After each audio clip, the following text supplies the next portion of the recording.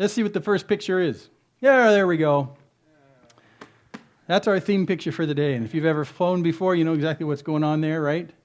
I have had this fantasy for years that on these transatlantic flights where they demonstrate the life vests, I've wanted them to just pull that cord and have it inflate. And they don't do that. That'd always be fun. So, so you're on an airplane, and when you're on an airplane, the presumption is you're going from someplace to someplace. And in the book of Hebrews, we realize that Jesus, because of what he's done and who he is, allows us to go from a place to a place. And if you've been with us in Hebrews, you understand that the from is all about the life of sin and this world and stuff like that. And then after death, even to a place which is in fellowship with God. That's the from and the to. And this place in between is just an in-between place. Just like if you got on this airplane and you got comfortable in your seat, and they start serving you Pepsi and stuff like that, and you say, you know what, I could stay on this plane forever. I just love it here. No, the plane is meant to get you from one place to another place. And so we're going to talk about that today, because at the end of chapter 12, he's going to talk about the to place we're going to. They kind of give us an idea. So here's a review. We've been looking through Hebrews, and we've gone through all the first 4 chapters about who Jesus is and the work he's done as our high priest. And then we're in the middle of this section on following Jesus, or Yeshua, that's the Hebrew way of saying Jesus, following him. And, the presumption is that if you're following, then the process is you're going someplace. You see, that's the whole idea. It's not just follow, I follow, I'm a disciple. This is, he's going someplace, I'm going after him, and whatever. So the whole book is about a process of following. So if there is a following process, then today we're going to talk about you have an origin, and then you're going to a destination. So today we're going to do a destination check. They always do this on the airplanes. When you get on the airplane, one of the first things they do is they say, the stewardess gets on and says, this flight is going to San Francisco, California. And if you see someone in their seat go, what? Then they're on the wrong flight. That's why you do a destination check. Early in the airline industry, they never used to do that. And then people would get to their destination and say, wait, I was supposed to be, in Pennsylvania. I'm not supposed to be in San Francisco. You go, okay, and stick them back on the flight. So they say a destination check. So if you're on a process of following Jesus from someplace to someplace, let's do a destination check. Where are we going? Okay? Because that's the whole idea. Following Jesus, we're going to find out what that destination check is.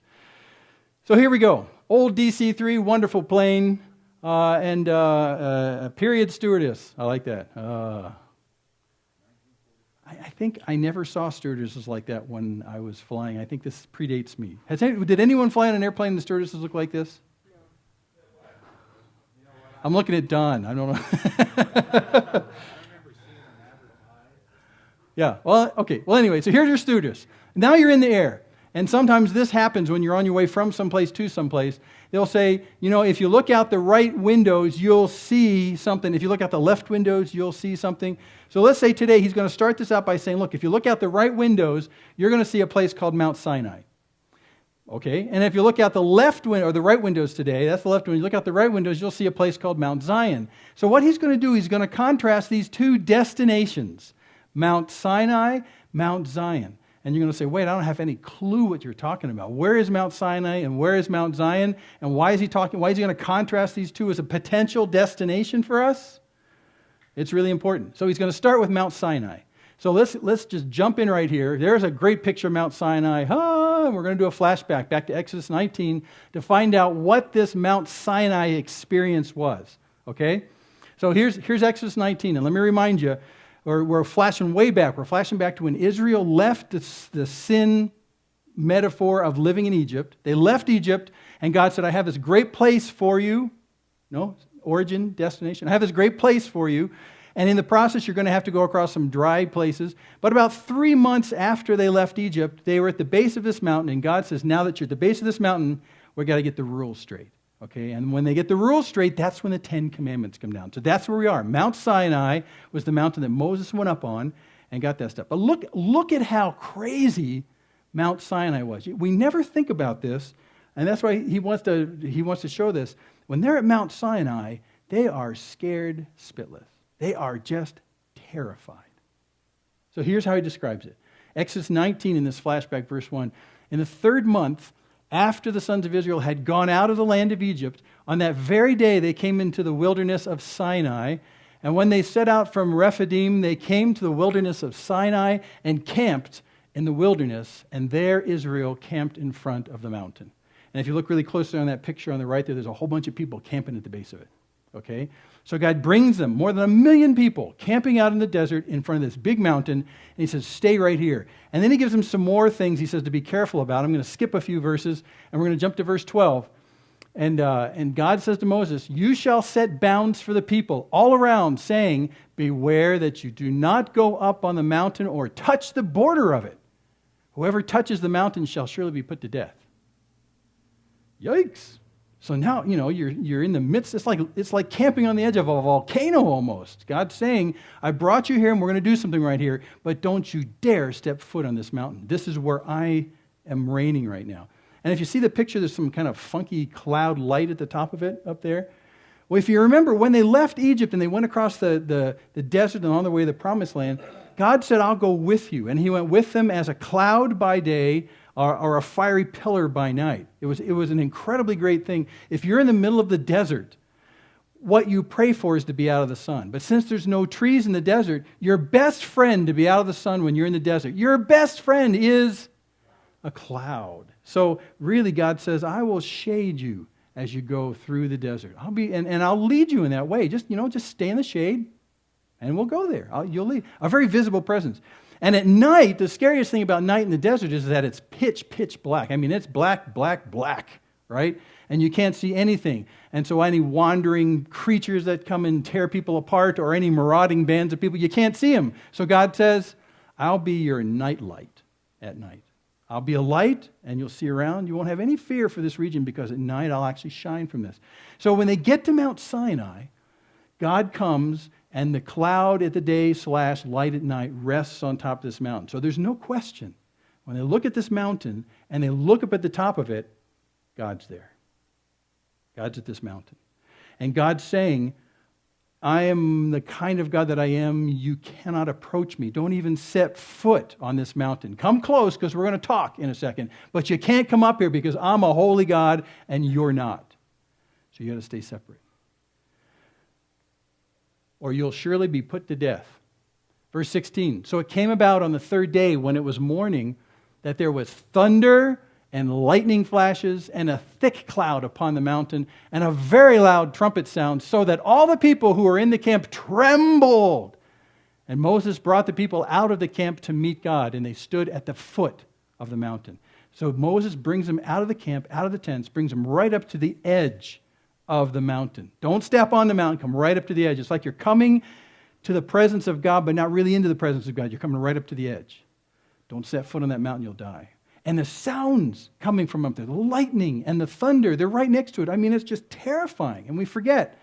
In the movie with Charlton Heston and all that stuff, there's just a little of this stuff. But you got to understand, it's almost like camping at the foot of a volcano. I mean, with just crazy, dangerous stuff going on. And that crazy danger is God's presence. The same one who brought us out of Egypt is here, but we can't approach him.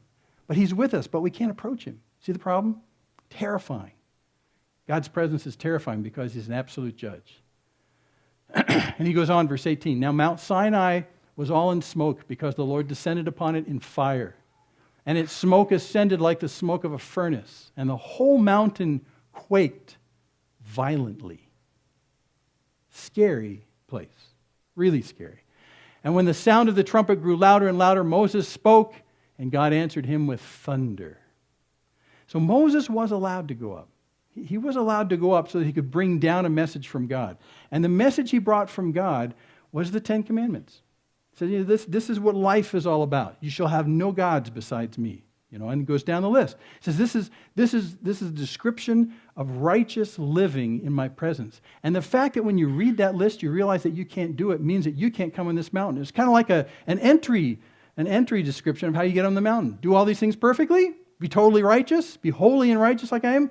You can come on up. But if you fail at any of these, one toe on the edge of the mountain and you're toast. So God's very visibly depicting the fact that he is very just, very holy, very set apart, and mankind, Israel in specific, is flawed and tragically flawed with sin. And what exactly is that line? The Ten Commandments. What separates us from God is our lack of righteousness. And that's what this is all meant to do. And it's supposed to also put a fear of you, the fear of God in you. It's supposed to put the fear in you to say, you know what? I can't come into the presence of God and live because I'm tainted.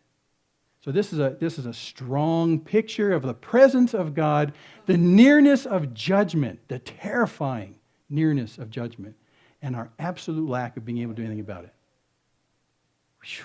But this is the God who got us out of Egypt. Yeah, nice guy. This is the God who fed us while we were in the desert. Manna, yeah. This is the guy who, water came out in streams, literally, rivers ran in the desert. He fed us. He watered us. He was kind to us. Yeah, he loves you. But don't mess around. God's holy and you're not. He loves you, but you're flawed.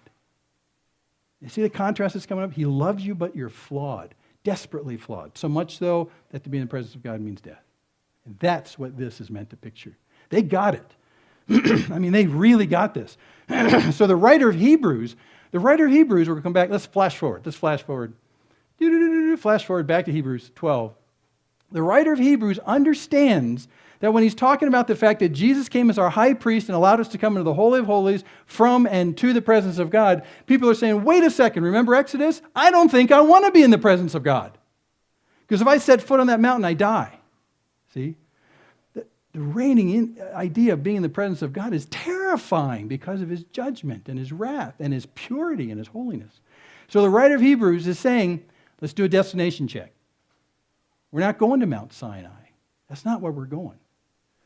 Verse 18, for you have not come to a mountain that can be touched, and to a blazing fire, and to darkness, and to gloom, and a whirlwind, and the blast of a trumpet, and the sound of words, which sound was such that those who heard begged that no further word be spoken to them. That's not where we're going, is what he's saying. The Israelites did camp next to Mount Sinai. God demonstrated his holy justice and his untouchability because of his holiness and our sinfulness that kept us apart. Got that all done. But when we're saying that Jesus went ahead of us in order to give us life in the rich presence of God, it's not going to be Mount Sinai. We're not going to heaven that looks like it's flowing with lava and hailstones. That's not the idea. It's not to live in the constant terror of the judgment of God, which is what Sinai was. So you Jews who are listening to me, get that out of your head. Now don't forget, God is holy and he's just and he's righteous, but Jesus as our high priest changed the conditions for us so that we can be in his presence. So Mount Sinai and the judgment of God, scary deal, really scary deal. But that's not a great description of where we're going, where Jesus has gone as a forerunner ahead of us, that we can follow him too. We're not going to live at the base of Mount Sinai that terrifies us night after night. That's not the destination. What is the destination? Well, we'll get to that in a second. Verse 20. They could not bear the command. If even a beast touches the mountain, it will be stoned. That's from Exodus 19 again. Or, verse 21, it was so terrible, this was the sight, that Moses said, I am full of fear and trembling. Moses said, I am full of fear and trembling. Moses said, I'm full of fear and trembling. God's trying to say you don't mess around with him. He's holy and just. And sin has no place in his presence. Even Moses trembled. But that's not where we're going. Where are we going? Mount Zion. So this is the contrast he's giving us in Hebrews. He's saying we're not going back to this place where we constantly fear the presence of God because of sin. We don't have to fear the presence of God anymore. We're going to a different place in Mount Sinai. We're going to Mount Zion. Well, what's that? Oh, check this out. This is cool. Mount Zion, verse 22. But you have come to Mount Zion, and to the city of the living God, the heavenly Jerusalem, and to myriads of angels, to the general assembly and church of the firstborn who were enrolled in heaven, and to God, the judge of all, and to the spirits of the righteous made perfect, and to Jesus, the mediator of a new covenant, and to the sprinkled blood, which speaks better than the blood of Abel. What? Yeah, this is a much better place than Mount Sinai. Or let me pick this out in a list. This is easier to do. First thing he says, we've come to the city of the living God, the heavenly Jerusalem. Remember in chapter 11, we talked about Abraham. He left Ur in Mesopotamia. He went to a place that God said, I'm going to give you this place. And the writer of Hebrews says he went there, but he never got exactly to where he was going because he was looking for a city whose architect and whose builder was God. A city is a community. It's a safe community under the protection and rule of a wonderfully loving boss who's in control. A city was a great picture of stability and safety, security, provision. We live in cities today and this is kind of common, but I always have to go back to the Wild West in the United States. In America, if you stayed on the East Coast, and you lived in, Philadelphia or something like that, and you said, I'm going to move way out west, and you end up way out here in Tombstone, Arizona or something like that. There's safety when you were in the civilized area of the country because there was sheriffs and policemen and there was laws and there was civilization. But man, as soon as you started moving out west, especially when you get past the Mississippi, holy smokes, it's every man for himself. Really, every man for himself. That's why everyone carried guns. Because you get out in the middle of Arizona where there's nobody there, and some guys that decide to come and steal from you. What are you supposed to do? 911 to the cops? No, there's nobody. You're all by yourself. So the American West was just a wasteland of chaos because of that, until you got to a city. And when you got to a city, there was a sheriff and the sheriff's deputies. There was some rule of law that happened there. Now, it wasn't perfect, but you could live in those cities out there and enjoy a more secure life, and if you ran out of food, someone nearby would have some food. If you ran out of water, it was a place of life and protection and security. Well, amplify that idea by 1,000-fold, and you understand what, early life in that part of the world was. And what he's saying is that I've got the idea for a city, God says.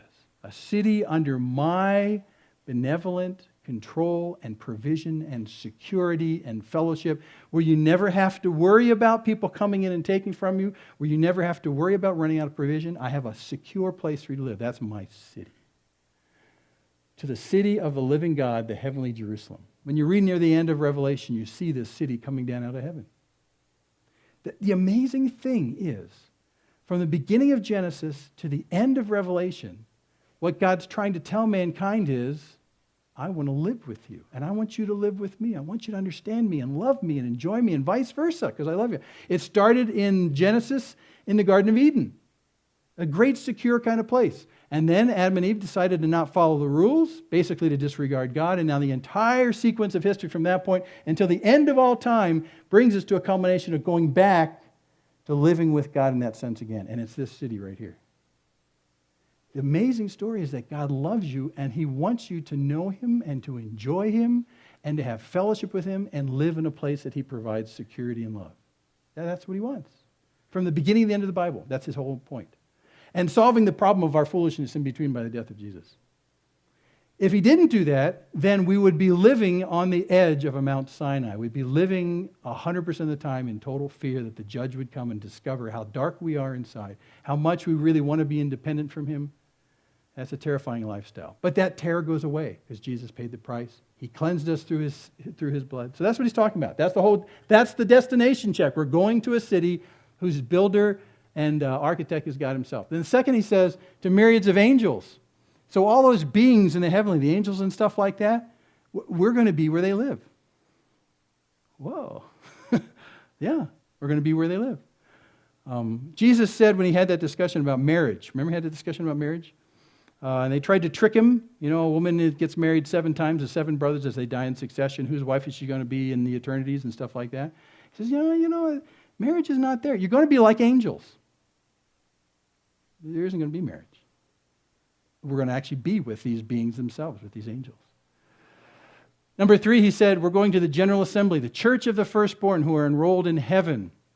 So there's this enrollment. There's something written somewhere in this enrollment that's got your name on it if you've given your life to Jesus. And it's this church of this general assembly, the church of the firstborn. The firstborn is Jesus. And we come after Him. We come back to life as we die. If He died and was raised again, we die and were raised with Him to be with Him forever. So the church, the general church, those who are called out, church in Greek is ekklesia, which means the called out ones. Called out from what? Called out from this place. Called out. Set apart. That's the big enrollment in heaven. That's what that is. To God, the judge of all. Now, it's interesting He should tag the judge of all in there because He's trying to get us away from Mount Sinai when the whole picture was about God as judge. The whole picture was about that. But He's saying, this is God who loves you and who's brought you out, who's nurtured you, who's cared for you. And He never lost His character of being judge either. That's an amazing thing. We're talking about a judge who can look straight into your heart and without any ambiguity, without any error, tell you exactly what's wrong with you. You go into a court across the street or down here or something like that. The judge looks and hears. The jury listens and hears. They have an imperfect idea of really who you are and what you've done and if you're guilty. But when God looks, He's got it exactly right. So we are living in the presence of this God who loves us, who still is so just, He's judge of all. And how do we survive that kind of a judge? The blood of Jesus. Again. The fifth thing he says, to the spirits of the righteous made perfect. That's a lot like the General Assembly. When he says perfect, he's using the Greek idea of completed at the end. So the spirits of the righteous who've come to the completion, who've come to the end, who've finished what they're meant to do.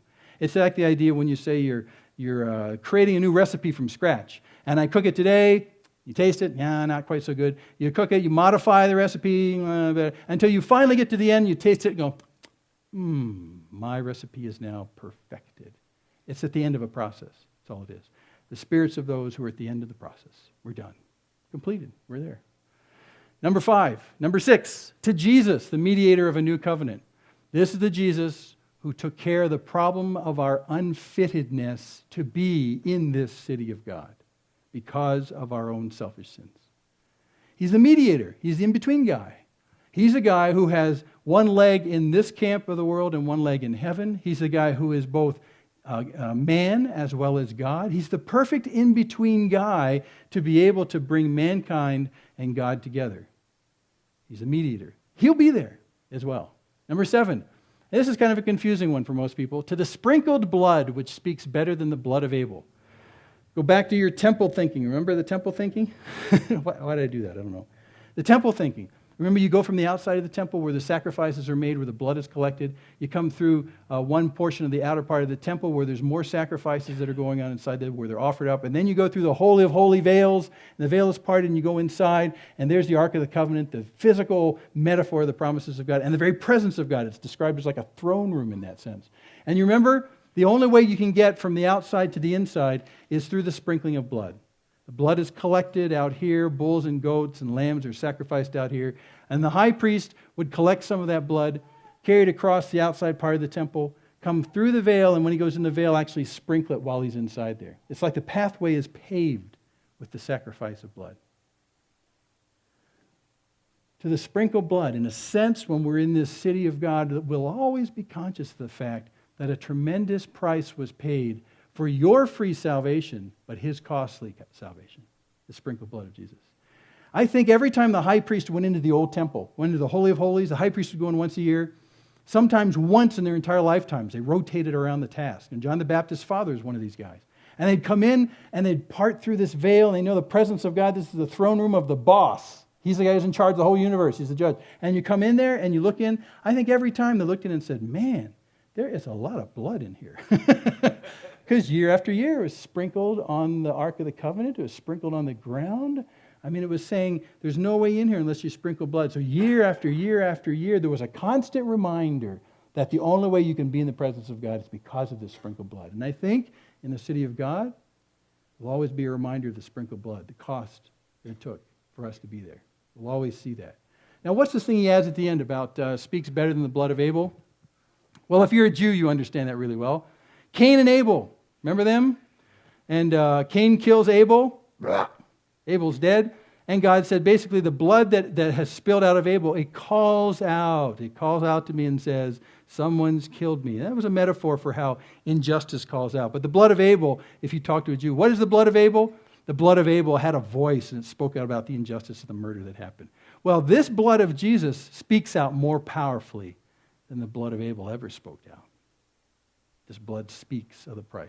That's what he's saying. Very Jewish metaphor. So, after that destination check, and I like that destination. In fact, if someone ever asks you, what's heaven going to be like? Go right to those verses we just read. That's the best encapsulation I've ever seen anywhere in the entire Bible of what heaven's going to be like and who's going to be there. It doesn't tell you what you're going to be doing. It doesn't tell you if there's streets of gold. It doesn't tell you how much at all, but it tells you who's going to be there. And that's what's interesting about it. So that's a great description. He follows this with a warning. Let's just see what the warning is. Verse 25. So see to it that you don't refuse him who's speaking.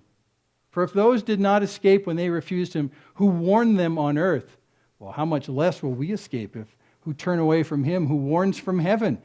And his voice shook the earth then, but now he has promised, saying from the Old Testament, yet once more I will shake not only the earth, but also the heaven. So why does he... I thought we were in a destination check.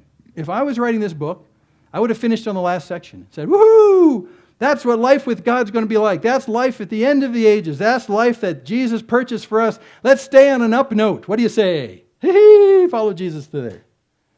But he says, no, I need to warn you. Well, the warning is about the fact. Remember I talked about the fact that we're following Jesus from someplace to someplace? His warning about the fact isn't not how nice the to place is, but he says the from place is all going to go away. It's going to shake him.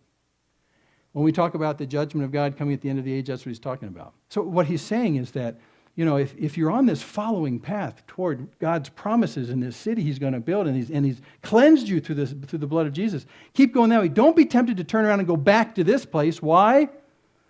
Because it's going to be shaken and judged. You don't want to stick around here, is what he's saying. He says, and this is terrifying, yet once more, this comes from Haggai 2:6, once more I will shake not only the earth, but also the heaven. There's once more still coming where God is going to shake this place. And something will remain after the shaking and something won't. And if you want to stay with that part that won't remain, you just don't want to go back. You don't want to go back there. Remember again, the metaphor of coming out of Egypt. They leave Egypt, they go in the desert, they're on their way to this land of promises fulfilled from God. They get kind of cold feet just outside of that. And then some of them in the cold feet say, let's go back to Egypt. That's by way of saying the bad life we had in Egypt is better than the good life God can give us. But you don't want to go back to Egypt because Egypt's going to get judged. It's going to fall apart. It's not a favorable place from God's perspective. Egypt is not in charge of the universe. God is. And they're going to come under judgment. So don't go back there. We left a life of sin to follow Jesus, to accept the price he paid on our behalf so that in the destination we can live with him eternally. Don't go back to this. Why? Because it's going to get shaken. It's not a safe place to be. You don't want to be there. He's going to shake not only the earth, but also the heaven. And he goes on. This expression, yet once more, denotes the removing of the things which can be shaken, as of created things, so that those things which cannot be shaken will remain. And it always gives me the picture when I was living in Central California of how they harvest almonds. Ever seen how they harvest almonds? They just shake that tree. They stick a motorized shaker to the trunk of that tree, and they turn it on, and, and the tree's just kind of, it looks cool from a distance because you look down these wonderful almond trees planted, and down halfway you see this one going, and it's this fuzzy tree in the middle of the orchard, and they put a net underneath the tree, and all these almonds drop out. It's cool. Well, God's going to take creation, and he's going to shake it just like that. And some things will remain and some things will fall out. And any part of this creation that is fallen and prefers a life without God will not survive that shaking. That's what he's saying. He's going to shake everything. A lot of people say Christians are just a little bit too negative when it comes to God because God's going to judge people, and there's this hell thing, and there's this fire and brimstone, and there's this nastiness at the end of the age, and there's this judgment. Well, we don't make that stuff up. It's right here. It's just right here. There is a time coming that if your choice is to stay in this system, in this created system, you don't want to be here because it's going to be going away. It's like staying on the Titanic. I think I'll just kind of enjoy it right here while people are getting in the lifeboats because this is a great boat. And you're saying, no, get in the lifeboats because it's going down. This creation is going down because it's fallen. It's going to be shaken. That's all he's saying. Therefore, since we receive a kingdom which cannot be shaken, let us show gratitude, by which we may offer to God an acceptable service with reverence and awe. So if you choose the kingdom of God, if you choose the city whose architect and builder is God, it won't be shaken. He shakes his own structures and nothing falls out. What he's shaking for is to shake out the stuff that is not of him. But what he builds lasts and remains. Remember Jesus' parable about building your house on the sand? It's this right here. You build it on sand, it gets washed away. But you build it on rock, it stays. That's those who obey his word. That's all he's saying right here, that some things will remain. The kingdom he promises us will remain through the shaking. And it'll be terrifying, like on Mount Sinai. Judgment will come, and those who have not decided to put their lot in with God through Jesus will be shaken out. That's what he's saying. So when we're talking about destination checks, be encouraged about the kingdom he's called us to. But don't be fooled about the place that he's called us from, because it's going down.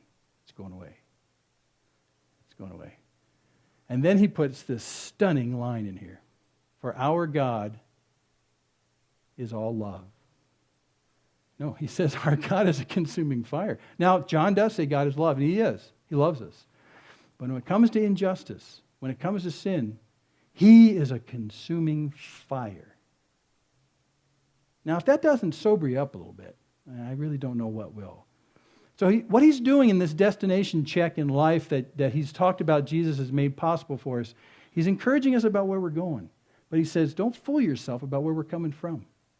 This will be judged. And all those who don't walk with God, all those who don't want him, will be shaken out. It's true. That's going to happen. Our God is a consuming fire. I'll do another flashback for you. We've already talked about this in Hebrews. If we go back to Hebrews 10:39, he says, but we're not of those who shrink back to destruction. Remember, you can go back to where you came from. We're not like those who shrink back, because what happens if you go back to where you came from? That place is called destruction, what we're just talking about. There's judgment coming on that. We're not those who shrink back to destruction, but of those who have faith to the preserving of the soul. Faith is the confident expectation of God's promises fulfilled. If I walk that direction, his promises will be fulfilled in my life. I go forward. I get on the plane going there. I don't shrink back, because that's destined for destruction. That's what he's saying. From and to is really important right here. So we drew this picture about the fact you have one of two choices where you are in life. You can shrink back to this place, to the earth, to the fallen creation. The Israelites could shrink back to Egypt, a nation that was under judgment from God because of how nasty it was. You can go back there, but that place he calls destruction, because that's what God's judgment is going to do. Or through faith, you can go forward, and the destination is the promises of God and the preserving of your soul. Preserved from what? Preserved from the judgment that's going to come down at the end of the age. The wrath of God. It's a harsh line, but it's pretty black and white. You're either with God or you're not. And those who choose not to be with God, God does not strong-arm them and make them be citizens of the kingdom. But he says, if you want a life without me, so be it. And there is no life apart from him. I had to throw this in. Scott suggested it. Scott's fault. Did you see 2012, the movie? This is a scene from 2012. I tried to get the picture of the plane that twice in the movie is taken off from a runway, and behind him the runway is breaking apart as he's taking off. He said, oh, go faster. You get to a scene behind the plane, and the runway is breaking apart just behind the plane. We got to take off. He gets in the air, and the runway drops apart. Okay, that might be a little over dramatic, but that's kind of what he's saying here. You don't want to shrink back to destruction. The guy in the airplane in 2012, twice they do this. Is that right, Scott, or 3 times? Twice? 3 times. 3 times they're taking off from runways that are falling apart. It looked good the first time. But in a real sense, once you commit to getting on that plane and taking off, you don't want to go back and land to where you came from, because it's fallen apart. And that's what he's saying about this world here. You don't want to go back to a life of sin and living here apart from God, because it's under judgment, and a day will come that it'll all crumble. That's shrinking back to destruction, as opposed to by faith, the preserving of your soul. So that's my one tacky picture right there. Okay, another flashback from early in Hebrews, and this is back on our tsunami talks. You know, if an alert comes through the radio that says a tsunami's coming, you can either disregard it or you can regard it, and if you regard the warning, it'll save your life. And his warning, he says, in the middle of Hebrews 2 is, how will we escape if we neglect so great a salvation? Escape what? The judgment of God that's coming. He just told us about it. That's what we're escaping from. The wrath of God is going to come upon all creation that does not put itself in with God, that doesn't love God with all its heart and soul, mind, and strength, that doesn't want God. If they don't want God, God's not going to force them. But destruction's coming there. And he's trying to warn us that if you stay in this system is under judgment, and you'll go with it. The shaking's going to come. And if you're not one of God's, you'll be shaken out. How will we escape if we neglect so great a salvation? The only chance, the only airplane taken off from the runways that are falling apart is the one that Jesus is flying for us. It gets us there. If you stay behind, it's going to crumble. Judgment is on this creation. If you turn around and try and land, destruction comes. You don't want to live here. You really want to, by faith, listen to God's promises, the city whose architect and builder is God, and by faith walk to that. That's what Abraham did. Whew. So here's his warning to us today, and we'll stop with this. Yet once more I will shake not only the earth, but also the heaven. Once more. And you know what? This was written in about 67, 68, 69 AD, somewhere around there. And the shaking hasn't happened yet.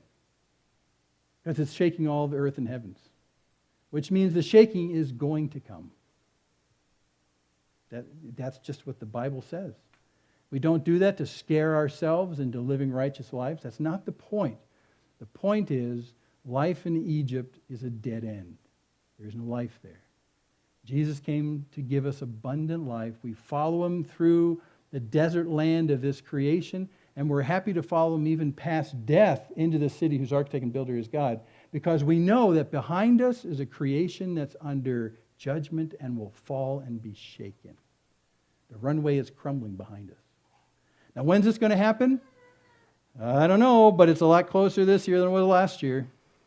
And when you read some of the events, some of the clues in Ezekiel and Revelation, I think it might be much closer than we think. And a time is coming where he's going to draw the line and say, where are you? Are you one of mine? Or would you rather just sort of live here? If you want to live here, it's under judgment. It's going to crumble and be shaken. You don't want to be here. It's sobering. It's what it is. I'll just add a PS to this. The Christian church has been very fashionable over the last 50 years to try and leave this part of the message out. There's the classic circuit preacher, revivalist would come through parts of the Old South and the Protestant churches and have revival meetings. And of course, they get up on the stage and the first thing they go is, you're going to burn the fires of hell, and you get the fire and the damnation, the nasty stuff. We all heard this kind of stuff. And it sobered people up. It scared some people. And they said, I don't want to burn. And they give their lives to Jesus. Well, okay, that was probably done sort of poorly. But the fashionable thing has been to leave that out altogether and just talk about the love and kindness of God. So that now we have an opposite error going on. And I've heard this from people I've talked to. How would a loving God, that's what we talk about now, how would a loving God send anyone to hell? That's not love. Heard that? So you've gone from one extreme, scaring people in the kingdom because they don't want to burn, to the other extreme that God is so loving there is no judgment. And what he's saying right here is a perfect balance. He says, remember, I gave you the destination check. We're going to a wonderful place in the presence of who God is because of his love for us and his provision for us. He wants to take care of us. But don't forget about the fact that this whole creation, this fallen creation, will be judged. And you have the choice of one or the other. You can't have both. It's one or the other. That's all he's saying. And that's really the balanced message we have. When we talk about the gospel to people, it's important for us to say, you know what, let me tell you about a loving God, but let me tell you about the problem that you and I have. The problem that you and I have is sin. And you got to understand that self-centered, self-everything, that self about who we are as sinners, that is toxic to our long-term life with God. You cannot be in his presence like that. You can't. It's like saying to the boss of the universe, I want my own way, and pride goeth before the fall. You just can't have that. You either submit and love him and want all of him, or you want this place, and you be independent of him. That's really the choice. And so many times when I talk to people about the Lord, I say, I want to tell you about this great God that we have who has a wonderful plan for your life. Just like Abraham realized there's a wonderful plan, this city whose architect and builder is God, who God is in the center of it. There's not even any need for the sun because God is the light of this place. It's going to be totally cool. You want to be there. There's life here. But here's the problem. You can't have it. Why? Because We're all tainted with sin. But there's an answer. God has realized that there's a need on mankind's part. I mean, why build a city whose architect and builder is God and have nobody there because they've all been judged and they're gone? That's kind of silly. But through the blood of Jesus paid on our behalf, the sin that so tragically sticks to us and keeps us out of the presence of God, that can be taken care of through the blood of Jesus. Thereby, once for all, the just for the unjust, making us worthy to be citizens in this new city in the presence of God. And that's what I have to tell him. And if I miss telling about the fact that there's a deep problem with humanity, both with you and with me, there's no reason to want to have the loving kindness of God, really? I mean, it sounds good, and I want that. Anyone want golden streets? I want golden streets. Anyone want fires of hell? No, I don't want fires of hell. That's circumstantial. Do you want God, or do you want yourself? Do you want God who wants to provide for you and care for you and do everything for you and have the presence of him that'll just delight you? Or do you want yourself and whatever you can do your own? See, that's always been the fundamental question. And so, from going from here and going to there, our destination check is Mount Zion, where God lives, in his presence, with Jesus, who's the one who's gone before us to pave the way and whose trust we put our lives to qualify us to be part of that. And that's the gospel message. So that, like in the temple, he's speaking to Jews, the veil can be parted by the only one who can part it, Jesus himself, and we can walk into the very presence of God, clean because of the blood of Jesus, and to enjoy who God is. That's gospel 101 right there, in a Jewish mindset. Jewish mindset. So, once more, he's going to shake not only the earth, but also the heaven. Be in his kingdom that cannot be shaken, and you'll have no fears. And you won't be living at the foot of Mount Sinai in terror. You'll be living in loving who God is. In his very presence, not just at the base of his mountain. And that's the promise. Now, one last P.S. You can also live in that kingdom right now. See, that it's true that that's the fulfillment after death. That's the completion. That's the broadest completion of what God's promises are to us. But in the process of going from here to there, he's with us on the plane. We can enjoy his presence right now. Hebrews 4 says, we can come to his throne of grace right now. So that access is there right now. It starts immediately once you give your life to him. You have that access. And it's great when you're in the midst of hard stuff, or when the plane ride gets kind of bumpy, or you see wings falling off the plane. You say, oh, God, are we getting there? Yeah, we're getting there. Don't worry about it. So his access has been made good for us right now through the blood of Jesus. But man, it's nothing in comparison to what this is going to be. And the Apostle Paul lived all those trials he had in his life, and he said, you know what? I've had all these trials and all these tribulations. I'm having a hard time getting from and going to. I'm being persecuted. People are saying nasty things about me. Life is really, really hard. But I got to tell you, he says, I got to tell you that these momentary light afflictions are nothing compared to that. So for me to live, well, that's Christ. I'm with him right now. But to die, is gain, is even more. That's the fulfillment of the promises of God does. And so we're on the flight there. But make no mistake, don't stay over here. It'll be shaken. And the runways will crumble. And that's what drives us to share the good news with people. Okay? Next week, we start closing out Hebrews. We'll go to chapter 13. And we'll talk about the sin that so easily entangles our feet. Because it's one of the problems on the way from and to. I mean, paid for by Jesus, taken care of, but man, I'll tell you, it really gets in the way. So we'll talk about that next week. So, Father, we do indeed thank you for your great loving kindness to us that you show us by coming and dying on our behalf, that we might be made suitable for your kingdom. And Lord, it's astonishing to me, the more I live with you, to understand the depths of the depravity that I have inside me, and the darkness that's there, and the desire to live pridefully apart from you, and to do my own thing, and to be my own guy, and to find life apart from you. And Lord, it astonishes me how pervasive it is, like a cancer that extends to every cell in my body. And yet you're changing that. And yet, despite that, you love me. You love us. So much so that even while we were sinners, in the midst of our sinning, you died for us and paid the price for us because you want us to be in your kingdom. You want us to partake of your feast. You want us to be at your table and in your house. You want us to enjoy you forever. And Lord, our hearts are just beginning to understand. So I pray that you continue to draw us closer to you. Continue to aim our hearts toward the destination more and more. To put our hope in that revealed. And to in the process as well, Lord, to start cutting strings here. Say, well, it's a good life, but there's so much more in Jesus. There's so much more to come. Fulfilled and completed in all eternity. Lord, make us people that look ahead rather than look down and stay in the present. Because, Lord, we know that this place is going to crumble under your judgment someday. And that day may be very close. And lastly, God, I pray that you'd give us hearts of compassion for those who don't know this. For those who look around this place and see it as kind of a decent sort of place to live and maybe even a good place to live. Who build their own cities here and not realizing that this place will all crumble. But that we need to live in tents because it's not a permanent place, just passing through. So Lord, I pray you'd give us an increasing sense of compassion for those who are really unaware, who don't understand what's coming, and who don't understand the richness of the promise that you make to us of life in you, abundant life in you. Again, Lord, thanks for your word to us. It sobers us.